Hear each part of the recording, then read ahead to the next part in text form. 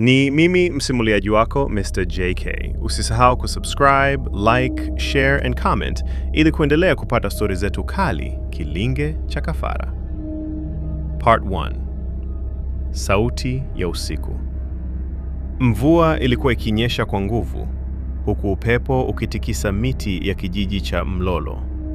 Saa 6 za usiku, ghafla, kilinge kikubwa cha zamani kilichokuwa juu ya mlima kilianza kulia. Gong, gong, gong.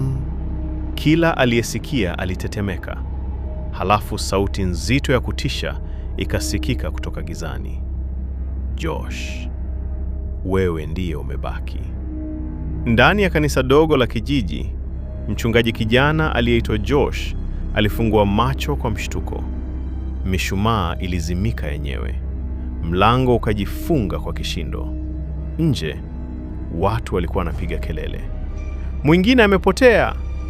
Josh akakimbia nje huku akibeba Biblia yake. Lakini alipofika uwanja wa kijiji, damu ilikuwa imeandikwa chini kwa herufi kubwa. Kafara ya mwisho ni wewe. Wakazi wakaanza kukimbia ovyo. Watoto walilia. Mbwa walibweka kuelekea mlimani. Na hapo ndipo Josh alimwona mzee mmoja mwenye macho mekundu, fimbo ya mifupa na ngozi iliyofunikwa kwa majivu meusi. Alikuwa ni mchawi aliyeogopwa kuliko wote, Mzee Kafunyo. Mzee huyo akacheka kwa sauti nzito iliyotikisa kijiji. Nilikwambia zamani, hakuna anayeshinda kilinge cha kafara. Josh akamkazia macho. Nguvu ya Mungu haitashindwa na giza. Lakini kabla hajamaliza, kilinge kikalia tena. Safari hii kilitaja jina jingine, Mariam. Na ghafla msichana mmoja akaanza kutembea mwenyewe kuelekea msituni kana kwamba amelogwa. Miaka 2 nyuma, kijiji cha Mlolo kilikuwa na amani kubwa. Hakukuwa na anayejua siri iliyojificha kwenye mlima wa nyuma ya kijiji. Wazee walikuwa wakisema, usipande mlima baada ya jua kuzama, utasikia kilinge. Lakini vijana hawakuamini. Siku moja watoto walikwenda kuwinda ndege msituni. Ndipo walipoliona kilinge kikubwa cha shaba kilichofungwa kwa minyororo na damu zilizokauka. Na nyuma yake kulikuwa na maandishi, atakayekiita atalisha roho. Usiku huo mtoto mmoja alipotea. Kesho yake jina lake likasikika kwenye kilinge. Na hapo ndipo hofu ilianza. Tangazo maalum.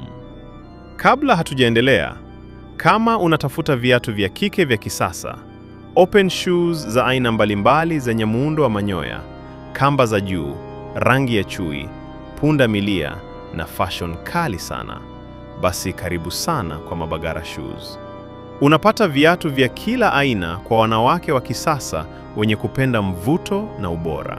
Kwa mawasiliano, WhatsApp 0656998954, simu ya kawaida 0674687509, email pauljohnmabagara@gmail.com. Free delivery popote ulipo, mzigo unakufikia. Karibuni sana wateja wetu, karibuni sana sana. Uendelezo. Baada ya siku chache, Josh aliitwa kijijini kusaidia maombi. Lakini alipofika tu, aliona kivuli kikitembea juu ya paa la nyumba.